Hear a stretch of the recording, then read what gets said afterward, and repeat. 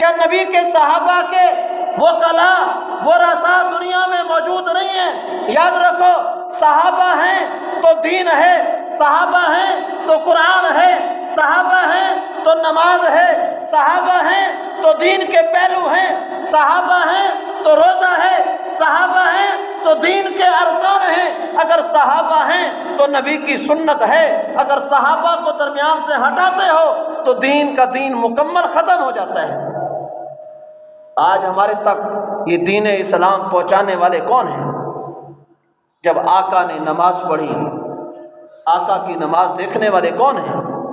یہ صحابہ ہیں۔ کیا ہم لوگ وہاں موجود تھے؟ کیا ہمیں پتہ ہے کہ آقا نے نماز کیسے پڑھی؟ کیا ہمیں پتہ ہے آقا نے جنگیں کتنی لڑی؟ کیا ہمیں پتہ ہے آقا کا چہرہ لولوہان ہوا، آقا کے دندان شہید ہوئے؟ کیا ہمیں پتہ ہے کہ کیا ہوا؟ یہ کس نے بتلایا؟ جب بھی کسی حدیث کو اٹھاؤ گے، جس حدیث میں پڑھو گے آقا صلی اللہ تعالی علیہ وسلم نے فرمایا نماز میرے آنکھوں کی ٹھنڈک ہے، آقا نے فرمایا دین پہ عمل کرو جنت میں جاؤ گے، نہیں عمل کرو گے ابلیس کا کہنا مانو گے جہنم میں جاؤ گے۔ یہ روایتیں جتنی بھی ہیں، اس روایت کے پیچھے آپ دیکھو گے تو ایک صحابی کھڑا ہوگا، کبھی ابو بکر کی صورت میں، کبھی عمر کی صورت میں، عثمان کی صورت میں، علی کی صورت میں، امیر معاویہ کی صورت میں، حسن و حسین کی صورت میں، دوسرے صحابہ کی صورت میں، ہر صحابی نے روایت کی ہے، پھر جا کے یہ دین ہمارے پاس پہنچا ہے۔ یہ نبی کے دین کو محفوظ کرنے والے نبی کے صحابہ ہیں۔ آج دشمن نے یہ بڑی چال چلی، یہ دشمن کی چالیں ہیں کہ انہوں نے یہ چال چلی کہ نبی کے صحابہ پہ انگلی اٹھاؤ، نبی کے اگر صحابہ غیر محفوظ ہو جائیں گے تو یہ دین، یہ اسلام، یہ قرآن غیر محفوظ ہو جائے گا۔ خود بتائیے، جب کسی کیس کے گواہ اگر کمزور پڑ جائیں تو کیس خود بخود کمزور ہو جاتا ہے۔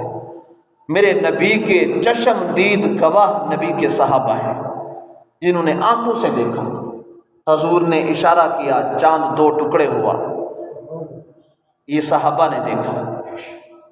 صحابہ حضور کے چشم دید گواہ، آنکھ دیکھے، جس طرح کوئی قتل ہو جائے بندہ کہتا ہے میں نے دیکھا، آنکھوں سے دیکھا، وہ گواہ بڑا مضبوط ہوتا ہے۔ وہ جس کا کیس چل رہا ہو اس گواہ کی حفاظت کرتے ہیں، کہیں ایسا نہ ہو اس گواہ کو دشمن قتل کر دے، ہمارا کیس کمزور ہو جائے، اس گواہ کی حفاظت کی جاتی ہے۔ اتنا تو مدعی کی حفاظت نہیں کی جاتی جتنی کہ گواہ کی حفاظت کی جاتی ہے، کہ کہیں ایسا نہ ہو کہ گواہ کو کوئی قتل کر دے، کوئی گم کر دے، کوئی اغوا کر دے، اگر یہ چلا گیا تو کیس چلا جائے گا۔ میرے نبی کے گواہ صحابہ ہیں، صحابہ نے دیکھا، اشارہ کیا چاند دو ٹکڑے ہوا، صحابہ نے دیکھا حضور چل کے گلی مکہ میں جا رہے ہیں، جس طرف حضور جاتے بادل بھی ادھر ہی سایہ کر کے جاتا، یہ صحابہ نے دیکھا۔ صحابہ نے دیکھا آقا صلی اللہ علیہ وسلم کی ایک جنگ میں پانی ختم ہو گیا، صحابہ پریشان ہیں، فرمایا آقا پانی نہیں۔ حضور نے فرمایا صحابہ پریشان کیوں ہوتے ہو؟ فرمایا آقا پینے کے لیے پانی نہیں، وضو کے لیے پانی نہیں۔ آقا نے فرمایا کچھ پانی ہے؟ ایک صحابی نے فرمایا حضور میرے مشکیزے میں تھوڑا سا پانی ہے۔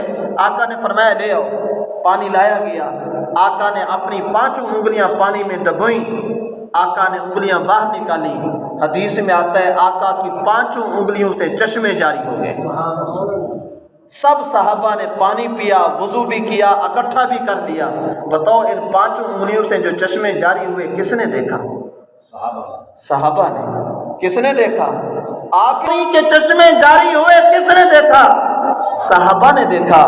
آقا صلی اللہ تعالی علیہ وسلم، کافر سامنے کھڑا ہے، ہاتھ میں اس نے پتھر لیا ہوا ہے، اس نے کہا اے محمد صلی اللہ علیہ وسلم، آپ کہتے ہو کہ میں سچا نبی ہوں، میں اللہ کا بھیجا ہوا ہوں، اگر تم سچے نبی ہو بتاؤ میرے ہاتھ میں کیا ہے؟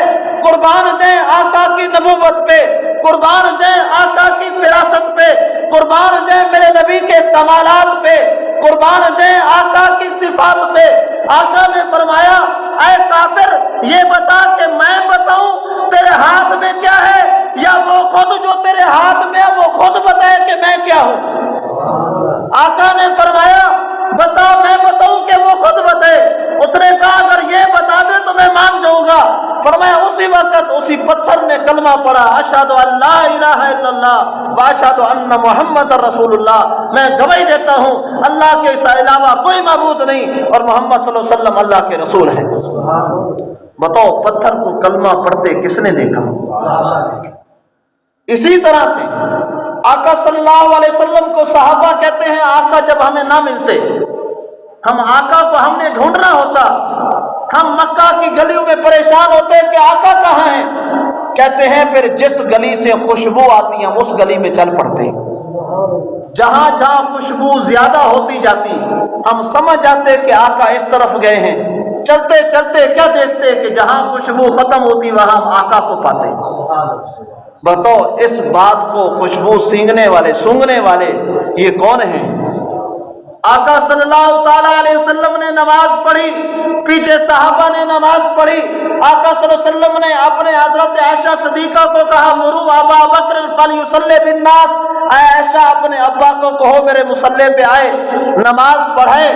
تو آقا نے حکم کیا، صحابہ نے ابو بکر کے پیچھے نماز پڑھی۔ بتاؤ اس بات کے راوی کون ہیں؟ صحابہ۔ تو میں کہنے کا حقدار ہوں یہ پورا کا پورا دین، پورا کا پورا اسلام اگر کھڑا ہے تو صحابہ کے ستون پہ کھڑا ہے۔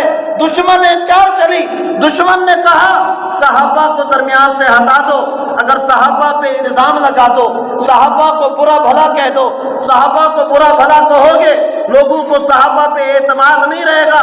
جب گواہ کمزور پڑ جائے گا، جب گواہ پہ اعتماد نہیں رہے گا تو کیس کمزور پڑے گا، جب کیس کمزور پڑے گا خود بخود نبی کے ماننے والے ختم ہو جائے گا۔